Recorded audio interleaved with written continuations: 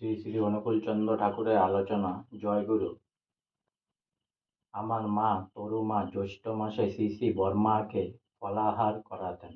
আম, কাঁঠাল, কলা, ক্ষীর, চিড়ে, খই, গুড় এসব দিয়ে।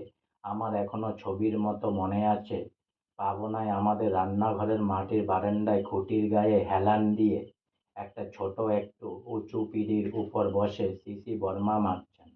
আমরা ভাই বোনেরা এদিক ওদিকে দূরে আছি প্রসাদের ডাকের প্রতীক্ষায়। না, ওই প্রসাদের স্বাদ কাউকে বোঝানো যাবে না। মাঝে মাঝে রান্না করা তরকারি পাঠাতেন, সে সব স্বাদ ভোলা যায় না।